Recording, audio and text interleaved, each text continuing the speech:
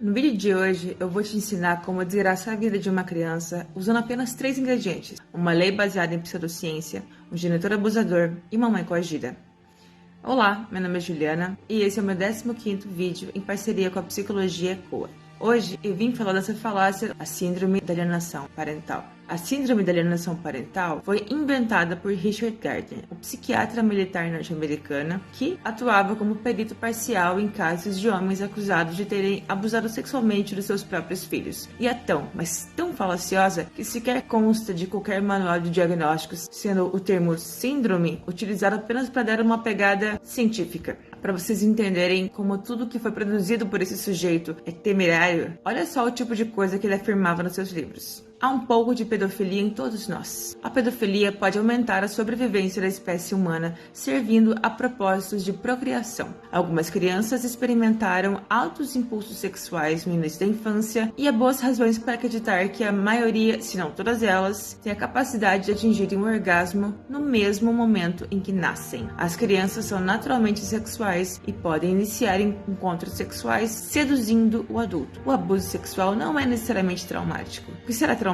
é a atitude social relacionada a esses encontros. Segundo ele, trata-se de um distúrbio da infância nos contextos de disputa de guarda, e a sua manifestação preliminar seria a campanha difamatória contra um dos genitores, sem que houvesse qualquer justificativa real. E isso resultaria da combinação das instruções de um genitor, aquele que fez a lavagem cerebral ou a doutrinação da criança, e também das contribuições da própria criança para caluniar o genitor-alvo. Pois bem, a Lei nº 11.318 de 2011, conhecida como LAP, chancela esse conceito de alienação parental e elenca uma série de situações que podem ser entendidas como alienação parental. Entre elas, dificultar o contato de crianças e adolescentes com genitores, realizar campanha de desqualificação da conduta do genitor e apresentar falsa denúncia contra o genitor para dificultar a convivência com a criança ou adolescente. E aí que a bicho pega. Porque pensa comigo, uma criança que é ostensivamente vítima de abusos sexuais, é claro que em algum momento ela vai começar a resistir à presença e à convivência com essa pessoa. Inclusive, ela espontaneamente pode começar a falar muito mal desse pai, padrasto, para a mãe guardiã, mesmo que ela não chegue a mencionar os abusos sexuais, porque muitas vezes ela nem sabe que o que acontece com ela são abusos. E aí, até isso é usado contra crianças e mães em juízo. Não se trata de alienação parental, se trata de uma reação à violência doméstica e sexual sofrida por essa criança ou adolescente. Simples assim.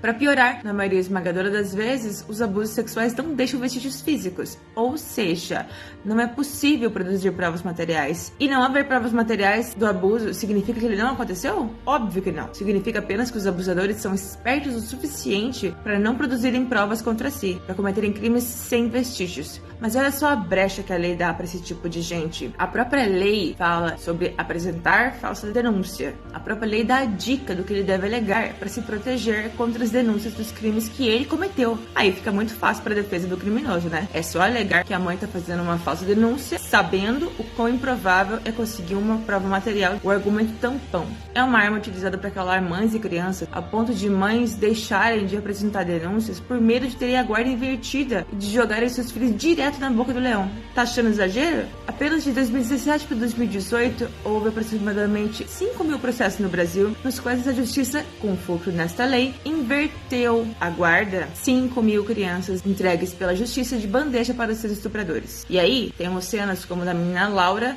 chorando, gritando desesperada ao ser entregue pela mãe para o pai, enquanto a mãe de mãos atadas, porque é obrigada pela justiça a entregar para ele, filme e joga na internet com um pedido de socorro, porque ai da mãe que ousa infringir a lei para evitar que seu filho seja estuprado pelo próprio pai. Ou ainda, casos de mães que fogem com seus filhos e passam anos se escondendo até que os filhos cresçam e possam se defender, porque a justiça, essa é cega, surda, omissa e conivente. Eu já vi casos de mãe que, diante da inversão da guarda, se veem tão desesperadas que matam os filhos e depois se matam, tudo para evitar que os filhos continuassem sendo estuprados. Dá pra imaginar o nível de perturbação mental disso? E eu não tô defendendo isso, eu tô lamentando isso. Eu duvido que qualquer mãe acorde um dia e do nada resolva que vai matar os filhos e se matar. E aí você pode argumentar, mas Juliana, existem mães sim que fazem campanha difamatória contra os genitores apenas com o objetivo de afastá-los dos filhos. E você está certo, nem toda mãe é boa, nem toda mãe é ética, mas essas não são a regra, essas são a exceção da exceção. E é se valendo desses casos que pais e defesas atacam mães protetivas e conseguem exatamente o que querem, saírem impunes e continuarem usando seus filhos como objetos sexuais, porque eles podem, porque a justiça deu a eles esse direito, o que é praticamente dizer que Deus está do lado deles, já que a gente sabe que no Brasil o juiz é visto exatamente assim, como um Deus. Aliás, não é de se admirar o quanto a justiça é condescendente nesses casos, se a gente pensar que a maioria dos juízes são homens. Se vocês quiserem entender mais sobre esse assunto, recomendo que sigam o coletivo Voz Materna, presente no Instagram e no Facebook. Lá eles fazem muitas lives explicando tudo isso minuciosamente, inclusive com a participação de juristas, advogados, promotores, juízes, delegados, psicólogos, gente que entende o câncer social que se tornou essa lei e que também luta para que ela seja revogada.